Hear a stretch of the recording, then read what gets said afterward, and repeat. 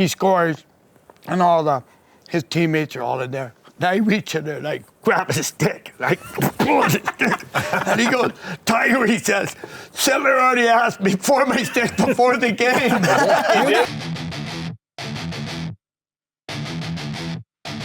Clearing the crease. Oh. Clearing the crease. Hey, hey,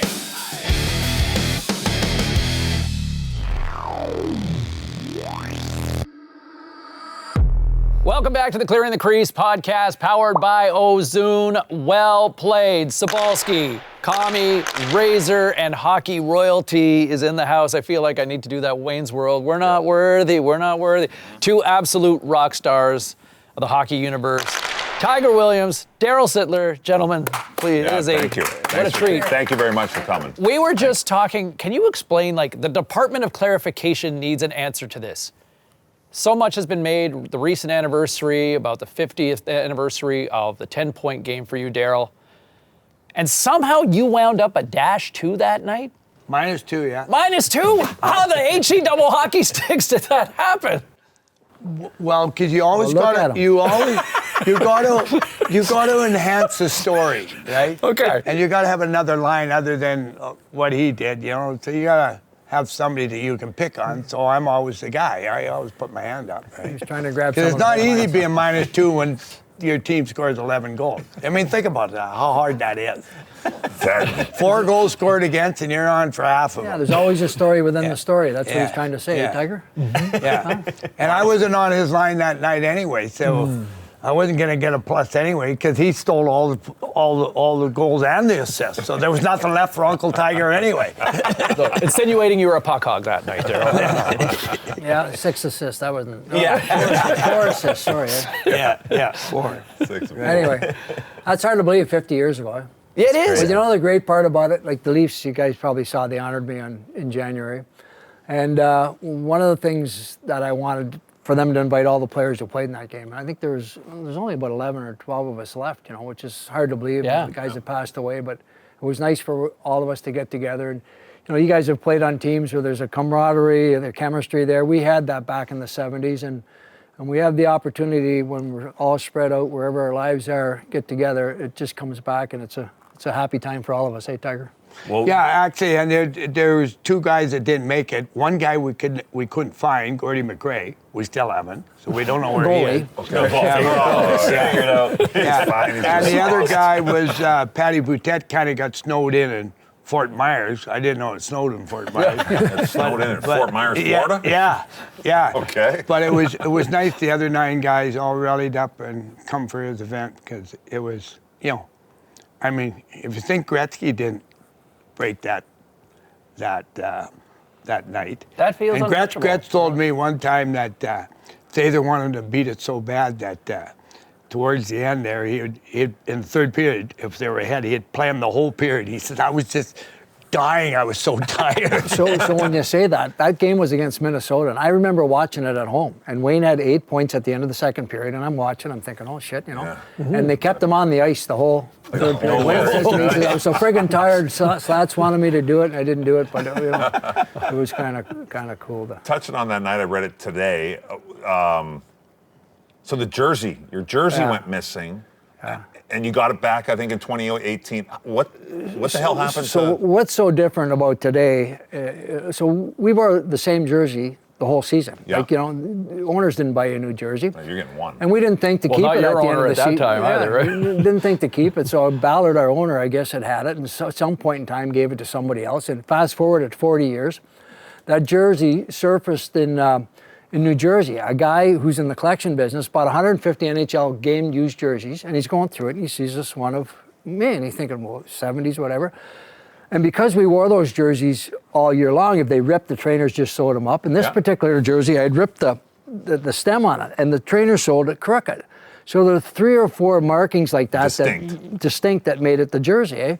So a couple of my buddies, I was their childhood idol. They've done well in their life. They've got some extra cash. They found it. They bid $200,000 with the idea to bring it back to Canada. It was in Houston in a auction there, and then took some pictures with it. But it was kind of cool for me and Tiger and these guys that I wore it out at center ice, and here we are. They still have it, and it was pretty special to think that all these years later it surfaces back in Toronto. Yeah, it's awesome. Unbelievable. Yeah. Yeah. Do you, like speaking of like memorabilia, obviously a night like that, you don't think in the moment like I need to collect this or I had to pull that away. And Nowadays so, they do though. They're grabbing their gloves at Right the end away. of the first period and selling them in sticks and all that other stuff. and it's going to the Hockey Hall of Fame. Well, I have to correct you on that because the first time Gordie Howe come back in the NHL, and he was with Hartford, the first game at Maple Leaf Gardens, he started the game obviously, and he scored on the first shift. That's how good we were checking him because we're too busy. watch that guy. We're too busy trying to get his autograph.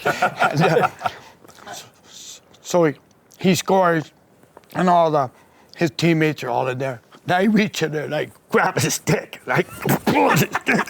And he goes, Tiger, he says, SITTLER already asked me for my stick before the game. I have a stick. You asked him before the game. Yeah, what I would do back then, when guys were coming into our building and I thought they might retire in the next year or two, I would ask our trainer to ask their trainer for a stick. So I've got a pile of different Bobby Halls. So who do you have? You got Marilyn, Bobby Hall. yeah, I don't know. I've got a bunch of You them. got a- Marilyn Lemieux, Brett Hall, Hasek. I think I got a Stan Makita. Did you get a Beliveau or? Bobby Orr, Bobby Orr. game use. So those are all cool things. Yeah. Really cool. Now they're worth as much as we made back then. no kidding, right? That is wild. How did you two have had such a strong relationship? Where did it form? Did it start just in camp or just over the years? Like, how did you two really bond the way you Well, I mean, Oh, it's just about- I think over the years, and then I lived out after my first year. Brenda and I moved out to Mississauga, and he was nearby. So, and Wendy was such a good mentor to a young woman, my wife. It just went like that. And then when we were playing together, I would.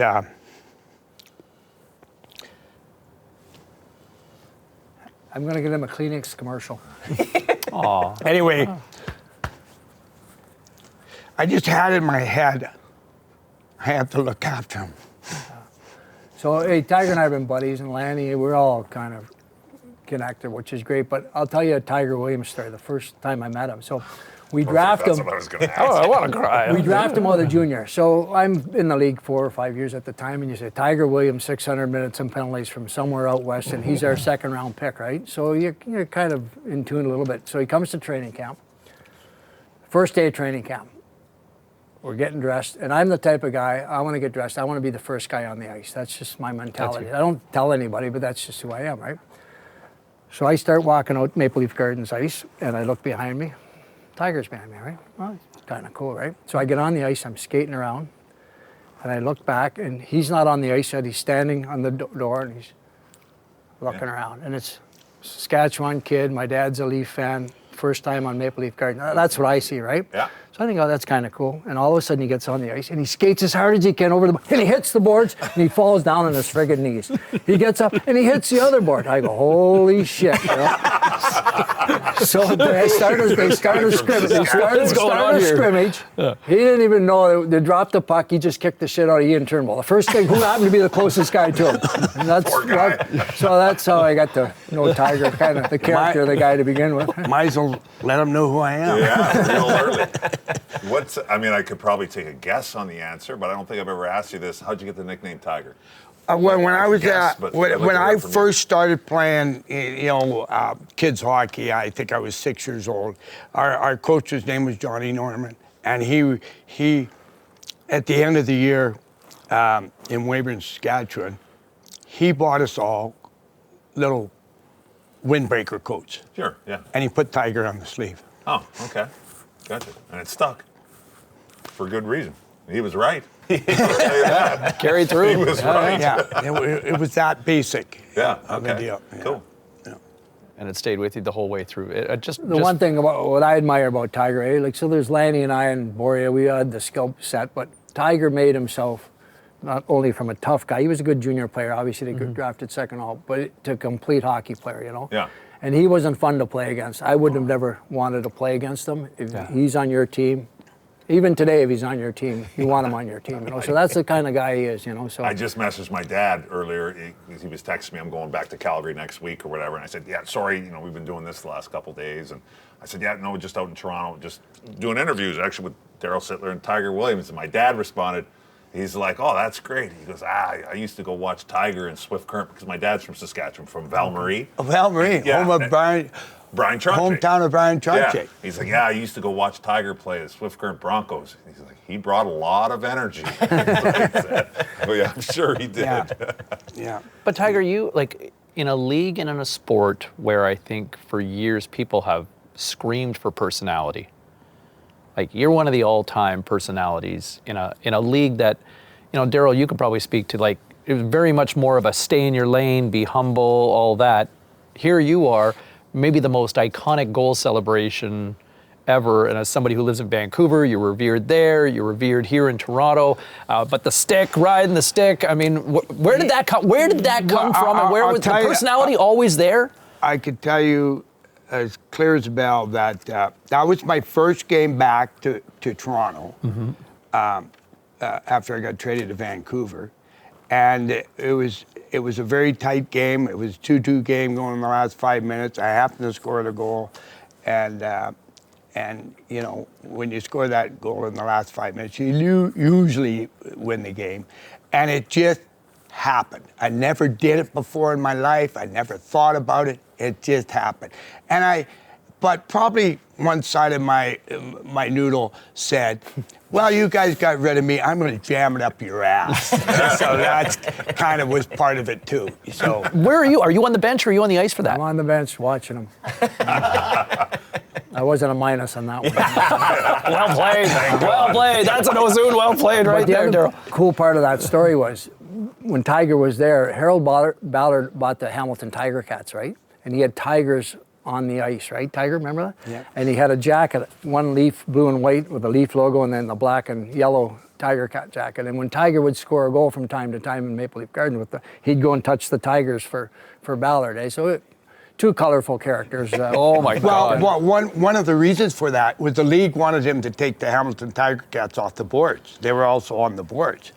And so Mr. Ballard said to me, and they didn't want that if sponsorship. you ever score a goal or you do something, make sure you go touch the tiger, you know, the Tiger Cat. And then, so he just told the league, well, they're the Hamilton Tiger Cats and my tiger, so stick it up your ass. They're not going anywhere. You know? So that's how that got going. What's your favorite Ballard story, Mr. Ballard story? I love a Ballard story. Well, I can tell you a million of them because I love the guy. Yeah. Even though he traded you. I love the guy. Well, he never traded me. Some moron called Punch Simlek traded me. You know? Fair. But this Rolex watch, Mr. Ballard gave that to me. I don't think Darryl got one. I mean, he treated me like gold. And the thing. I got a tea service, huh? The thing that was amazing about Mr. Ballard was, and for all of us that played there, what did he want from you? What did he want from you? That crest. Are you willing to die for it? That's all he wanted. So I'll tell you a Harold Ballard story. So when we played together back in the 70s, we always looked for a time during the season where guys could get together, have a little bit of blowout, you know. So I organized this ice fishing trip up on Lake Simcoe. It's about an hour north of the city. Yep. We practiced. There's the orange school buses there. We loaded up with Swiss LA chicken and Molson's beer, and we're going up to Lake Simcoe to have a little fish. Sounds thing, right? amazing, right? So by the time we get there, 2, 3 in the afternoon, the guys have had a few beers. We get there, and they had these big bombardiers. You could put like 10 guys in one. It was like a tank with the skis on. Lake Simcoe's a dangerous lake, eh? Okay. So we're getting ready to go, 10 guys in one, 10 in the other, ready to go. And the owner had to go up to the house. They didn't have a cell phone. His wife called him. But now we're sitting there. So Ian Turnbull has had a few beers in him, jumps in the front seat, puts the thing in gear. Well, we start going out. And the guy comes out and he's pissed, because it's, you know, and it's like one flew over the cuckoo's nest. We're sitting in there and we're looking out and he's freaking waiting. So we didn't start the trip off very well, right? So anyway, we do the whole fishing thing. Now it's about 7, 8 o'clock at night. We're getting ready to go back to the city. And I'm in the guy's kitchen trying to straighten, and he's giving me a hard time. He says, there's a mess out there, lures missing, and whatever. I said, listen, I'm an honest guy. Just send me the bill. I'm going to take care of it. Mm-hmm. So now we get back to Toronto. 4 days later, I'm in the dressing room, coming in after practice. The trainer says, Mr. Ballard wants to see you up in his office. No idea. And that never happened very often. So I'm 25 years old. Go up to Ballard's office, and you know where it is up there. And he's sitting at his desk, and I walk in. Darryl, sit down. So I sit down. He says, I want you to read this letter. So he hands me this letter. Dear Mr. Ballard, your player's a bunch of boors. Tigers pissing on the post office steps. Beer cans here. Chicken bones there. Environment Canada. SITTLER this and that. So I'm reading this to myself. I'm like, holy shit, you know. So I put the letter back in front of Mr. Ballard, and I'm sitting there and I'm waiting. He goes, you know what I'd do if I were you, Darryl? I go, he said, I'd shit in a brown paper bag, wrap it up, and send it to the guy. He said, now get the hell out of here. Marketing 101, eh? He just wanted to let us know we knew what was going on. That's the other thing with him. Tell him the facts. Yeah. Don't lie. And so when there was a shit show, and there was a few of them, go to him right away and tell him we're in the Jarvis house. Yes, we punched out a bunch of guys. But if you went and told him, he looked after you. If you tried to hide it from him, he wouldn't respect you, and he wanted you out as fast as he could get you out of there. So that's what I loved him. He was an honest guy, and he wanted you to be the same. How hard is that? It's the easiest thing you can do in all our lives. Just be friggin' honest, everybody listening. Be honest, yeah. Honesty is the best policy. So you loved the guy. You had, like... I like Mr. Ballard. I understood him as he got older, Tiger. You know, sometimes his thinking was off a little bit. I don't know if it was his diabetes or what it was. So he would do a lot of irrational things and a lot of things to get the media attention, you know? Yes. So he wouldn't think about some guy, you know, who he's saying something negative about how that person would feel, whether a player or myself or whoever. Where things changed with me is when he hired Punch Imlach, and Punch Imlach came back, and we all respected Punch. He won the cup in the 50s or whatever it was, but we were around guys. But he had been a step to the side by that point. We had been around guys who played for Imlach, and we knew he didn't respect having a players' union. He didn't respect a player's rights. He treated you like a piece of friggin' meat, and he made sure he did, you know? So if you were on the bad side of him, for whatever reason, I happened to be that person, then I had to stick up for him. I had a no-trade contract, which I was fortunate to have. Else I would have been gone way before anybody else. And there weren't a lot of people with no trades at that time, right? Very few. Very few, I was in a position where I could get that, you know. So then it became an issue with he and me. You know, I was a vice president of the Players Union. I was a captain of the team. I'm a popular guy, popular with my teammates, all that sort of shit. So he did things like banning me from going on Hockey Night in Canada, stuff like that. Showdown, we had the Showdown, we taped it in September. He didn't want me to go. I participated in the 2 years before. So a lot of little things like that. And then Tiger was around it, Tiger. So then he started trading guys, guys with character, Patty Boutet and you know, Lanny. Lanny. Right? So What he did, he had a no trade, so he couldn't get rid of him. So what he did to try to cripple him, he started with Lanny, got rid of Lanny, then he got rid of me, and I'll tell you how much class that man had. When he traded me, we were in Long Island, and after the game, I get up to go to the washroom at 2 in the morning, and he threw an envelope under the door and says, "You've been traded. There'll be a driver taking you to the airport at 8 in the morning." Didn't have the balls to come and tell me to my face or where I was going or anything. And the other guy that was my roommate, and it was the first time we roommated together, we should have figured it out, me and Jerry Butler, that we were gone. And he was out a little bit late that night. And so when he come in, you know, I told him, we got traded. And his name wasn't even on the list. Okay. And he goes, well, my name's on the list. Well, I've heard through the grapevine that you and I are gone. He's, where are we going? I said, I don't know. So we get in the cab, we go to the airport, we're on the plane, we land in Toronto. You know, there was no media release that time. We go home, and they said, we'll let you know. And all of a sudden they call us and say, well, you got traded to Vancouver. But it was whoever was the assistant general manager at that time. But that's how gutless that person was. You know, there was absolutely no respect. To just get a letter. For us. And it was too bad he wasn't the coach, then we could have ran the shit out of him and cut his head off. Yeah, he was none of us enjoyed playing for him, No. And I'll go back to people say I took the C off the jersey, which, I mean, that's a big thing to take the C off. And, Yeah. and I'll explain a little bit why. So all these things were happening from September through training camp all the way through Hockey Night in Canada, trading guys, all this sort of stuff, right?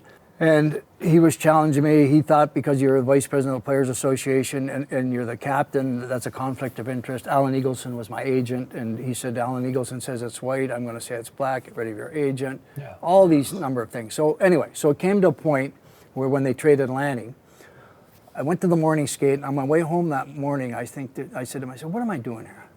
I'm here to play hockey. That's what I'm paid to do. I'm getting all this other stuff that I don't need, don't want. He has no respect for me.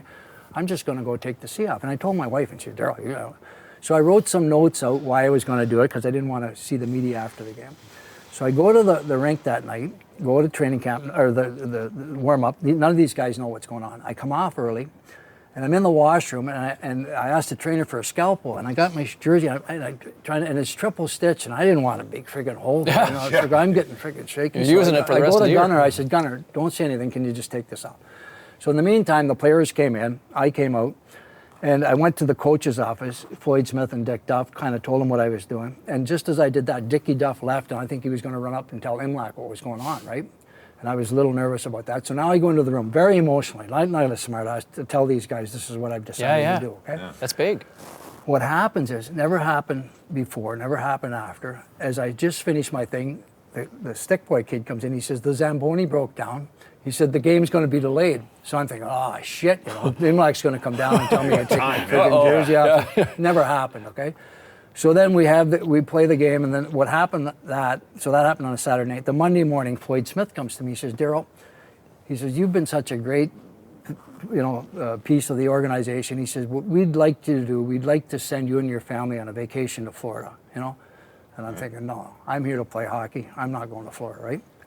So I tell Smitty that. We have a 2-day practice. Imlach comes down, he calls me and he says, did Smitty tell you we're sending you to Florida? I said, you're not sending me anywhere. My job's to play hockey. I'm going to show you and I'm going to show everybody else that that's what I'm going to do.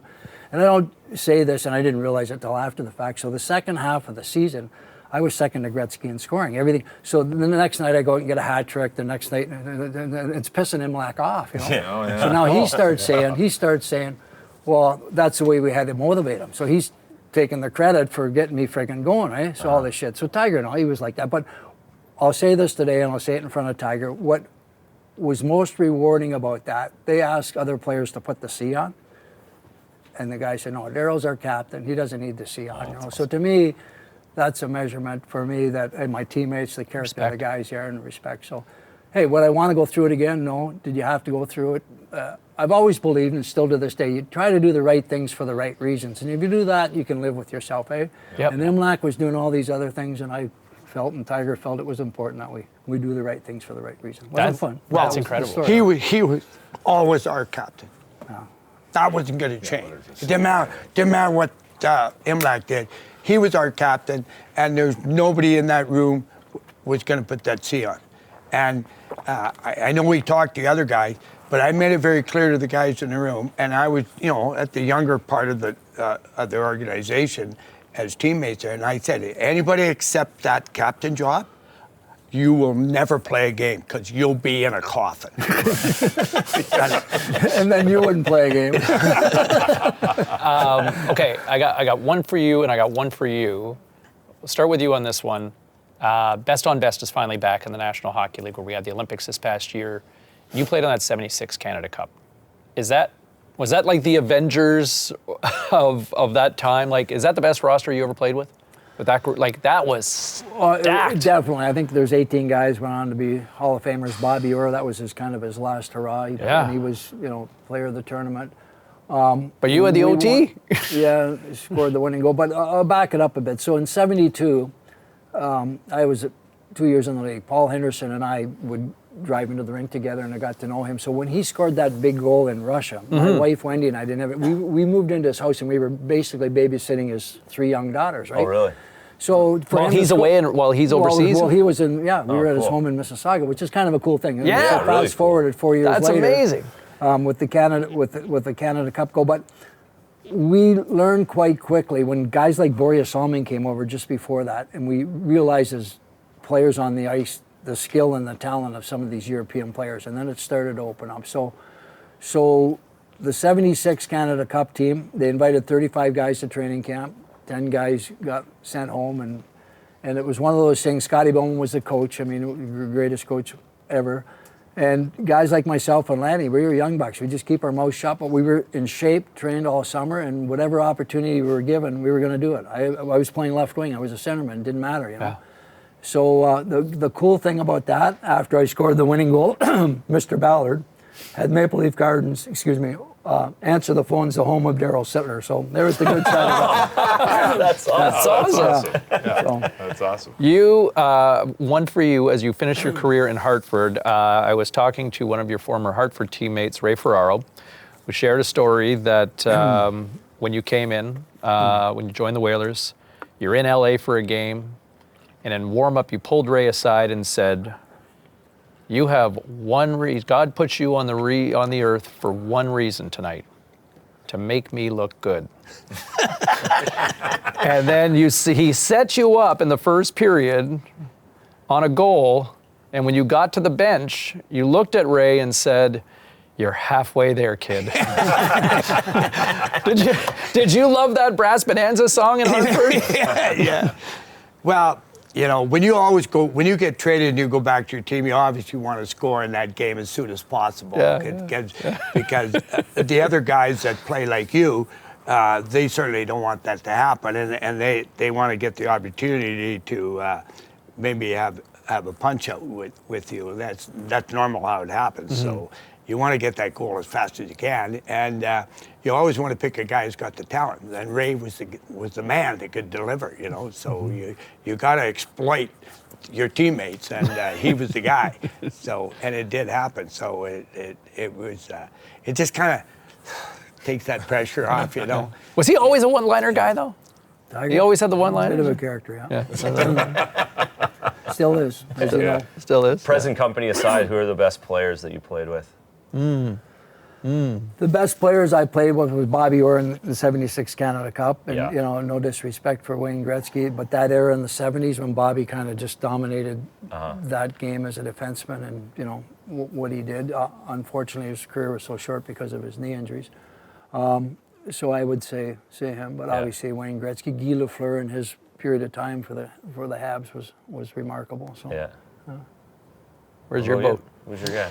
Well, I would, yeah. Leading the witness. I'm saying you can't say Darryl. You want to Okay, well, that takes that little pressure off me. Yeah, you can't I was say going to Darryl. spit that right away. Brian Trottier, who Great player. well,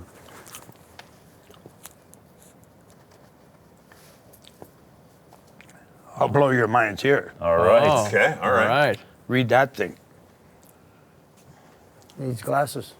I'm not a great reader anymore. Oh, So that's the 82 Stanley Cup 82 to Brian, Stanley Cup, Brian Trottier's ring. and he played against us. Yeah, Yeah. with the Canucks. And he Yeah. gave me, No way. Really? Gave you the ring? There you go. Wow. What's the story with it? That's crazy. Did you? well, we played, you're going to help. Well, I'll tell you the story, somewhat what I know, and Tiger can tell. Sick. So Brian lived on the reservation, I guess, did he? No, he lived in Belbury, But- on but a anyway, ranch, so on he- a ranch. As a shy, quiet kid, he came to wherever you're having training camp, Swift right? Current. And he went home. He got homesick or something, right? No, Tiger? what Yeah, tell happened the was story. I gotta go on halfway anyway. through the first year of it, he was a tremendous player then, and he is when he was done. But he quit, and went home, Yeah. and he was that typical high talented guy back in the war zone days. Is that he was tired of getting speared and punched and elbowed and everything, so he quit. He said, "I don't need this in my life." I don't know. So he went home.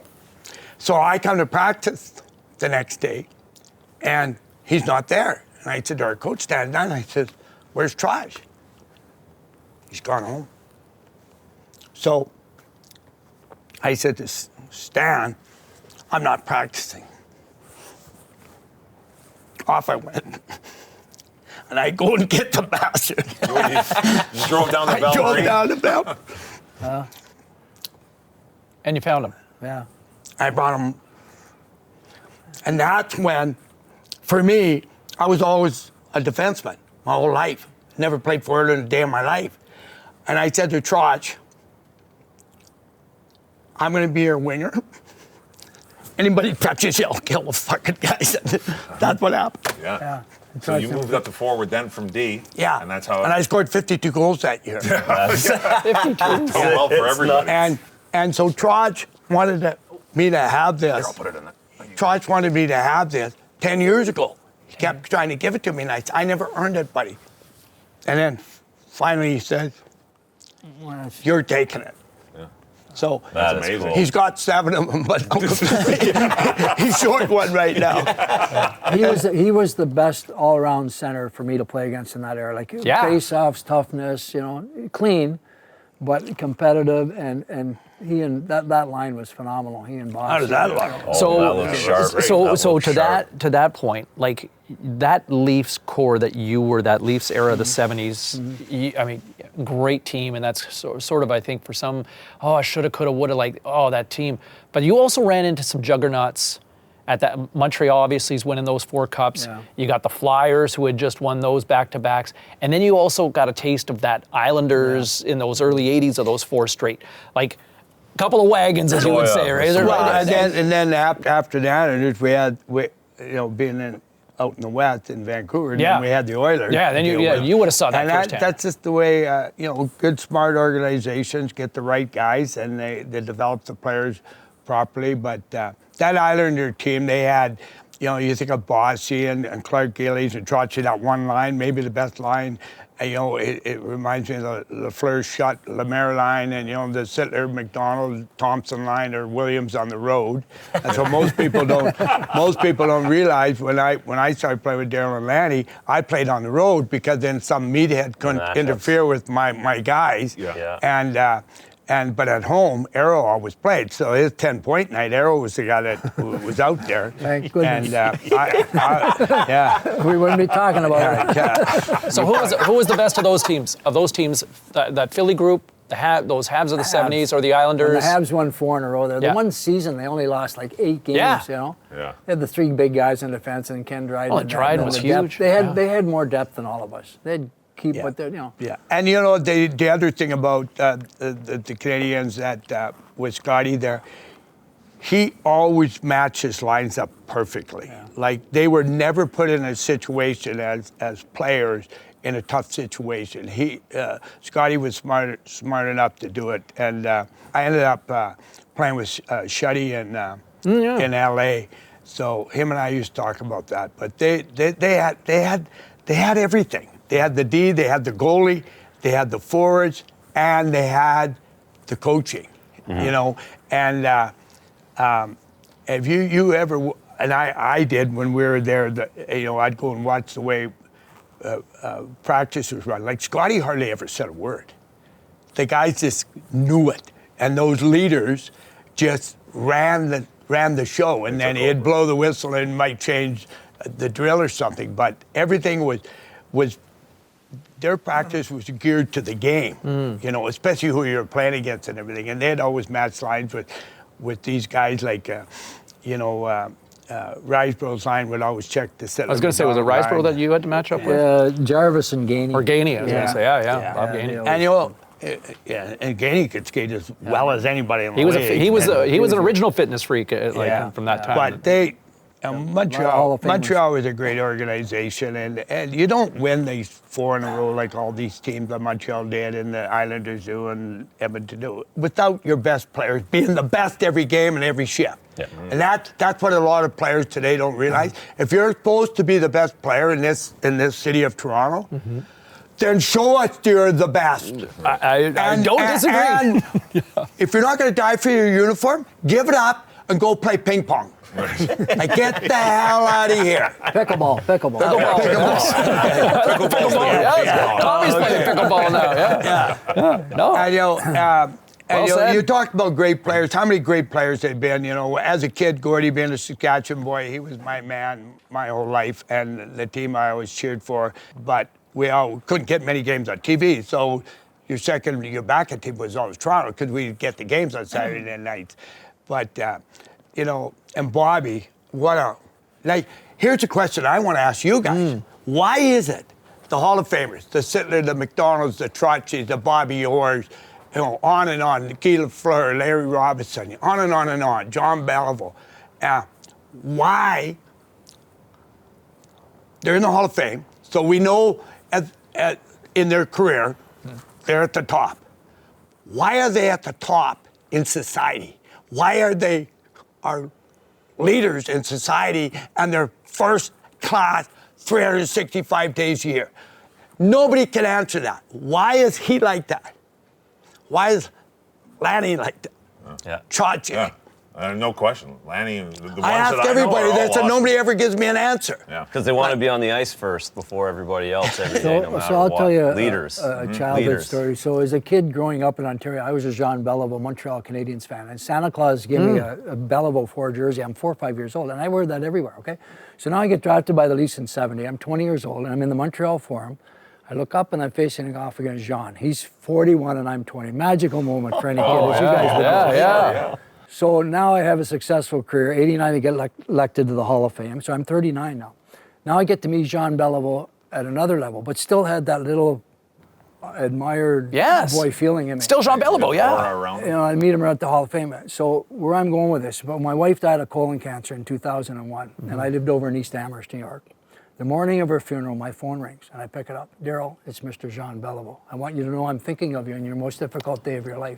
And he went and found my number through somebody so he could pass that to me. So Jean Beliveau, if you go into my home, even though I'm the Leaf guy, his picture sits there along with Terry Fox, great Canadian. Yeah, and they're my heroes and idols. And we can all learn from all of them and what they are, their humility, their character, and all that sort of stuff. So I think that's what Tiger's saying about these other guys. It's special, you know? It is so special that, especially in the game of hockey, our big dogs are such great people. Yeah. It's amazing. Yeah. It's friggin' amazing. Yeah. And, I can't comment about the other sports, but in our sport, you want first-class guys, you go check out the Hall of Famers, because they're bomb-proof, that group. Yeah. Terry Fox, before we wrap, obviously Terry Fox is iconic. You have an iconic moment with Terry where I think the marathon really took off. I think that day, Nathan Phillips Square, here you are downtown. My dad actually in Ottawa was the police officer, one of the police officers assigned to Terry for his day going through Ottawa. So that day, and I've always asked my dad, tell me a story about what was it like? What was it like about being there with Terry? And he was quiet, kept himself, said his leg was sore, which, okay, I can appreciate. But so what happened with me, I was up at my summer home and I picked up a Toronto newspaper and there was a picture of a young curly-haired kid, lost his leg, going to run 26 miles a day. Same hair right there. Well, I mean, he had that hair. I think you had that similar hair too at one time. And when I read that article and I thought, oh, this guy, he's lost his leg. I used to train, run 8 or 9 miles, 26 a day on one leg. So it grabbed my emotions, right? So as he went through the Maritime provinces, he wasn't getting much exposure, but I looked for it. And then all of a sudden, he, out of the blue, he arrived at the Ontario-Quebec border. The president of the Cancer Society in Ontario met him there. He says, Terry, when you're coming through Ontario, what can we do for you? He wanted to meet me and he wanted to meet Bobby Orr. Yeah. Because as a kid growing up in Port Coquitlam, Hockey Night in Canada, we were his guys.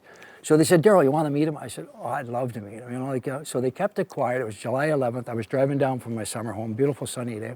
I thought, what could I do for him? So I played in the All-Star game, 1980, and I went and grabbed my All-Star jersey, put it in a brown paper bag, go down to whatever. Terry didn't know I was coming.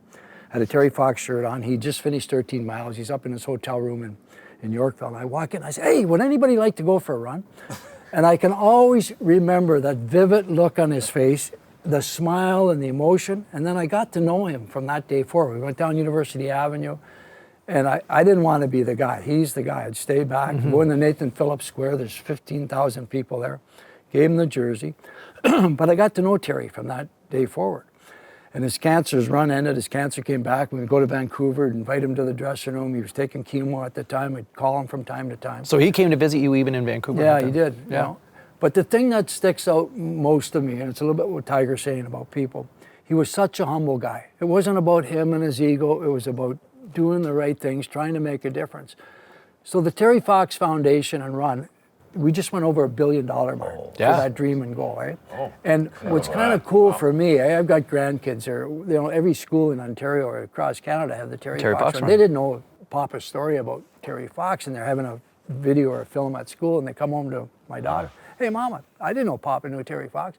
But that legacy and dream goes on. And to me, if you talk about great Canadians, he's got to be right up there with the greatest Absolutely. Canadian. What he did in such a short period of time. Was And he young. ran through 3,000 friggin' miles. That's in one unbelievable. leg. And just a kid, really, right? Just a Like to kid. think about, Yeah. like So 20. anyway. I used to go visit him in Vancouver at his end when Yeah. he was getting to the end. You did. Yeah. Yeah.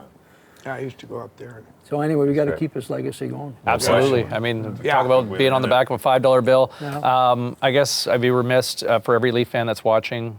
When are the Leafs finally going to win this Stanley Cup? They're not gonna finally win until they get their head out of their ass as management. and what they need to do, they Like every fan's whoever loving this owns right the now, Tiger. team, and whoever they hire, and whoever the fella is there now, who's running the business, if he gets involved in running the team, they will never, ever win. And you need to get the right people, hire a proper headhunter to go get the right people. And hockey people only. And guys with experience. Tommy, you were saying that. There's hockey a people. rumor going around right now there'll be some guy that hasn't played in 17 years. He's never managed a box of popcorn, and he's going to be part of the management team? Like, are you guys on drugs? Or what's the matter with the Rogers family? Get your head out of your ass, and if you want to know exactly what to do, call me and I'll tell you. There we go. There we Well go. said. That's I what like they it. need. And they need guys that come here are willing to die for the crest. And if they're not willing to die for the crest, get rid of them. How much? It's simple math. It's simple. So when is this going to be played? In the summer. Right before training camp. There we go. There you go. Love it. Thank you so much. I do want to hit Sittler to 10 Point. You can find in beer stores in Ontario. Yeah, it's in beer stores. 10-point lager. Nice. It's a good beer. Nice. It's a good Yeah, beer. it's all I good. like beer, Yeah, it's so good. I look forward to trying Couple some of today, that. maybe, yeah, we Yes, I think we might have to. Tommy, what's the hashtag? Thank Get Yeah. in one, I think, at some that point. works, Courtesy yep. of Tommy, Sittler. thank you, buddy. Thank you. Yeah, I appreciate Good it, to see having you yeah. guys on. It's always fun to be with this guy and team up. And Well, incredible. what a Buddy treat. It's our Lanny. pleasure. What a It's thrill. seriously The thanks for amazing making stories, and please don't ever stop being you, both of you. Yes. The world needs more Sittlers and Tigers. I agree. Thank you. Special thanks to Andrew Jackson and Jackson Events for Kami, for Razor. I'm Sabalski. Massive thank you to Tiger Williams and Darryl Sittler, hockey royalty here on the Clearing the Crease podcast, powered by Ozune. That right there is well played. Clearing the crease. Hey, hey,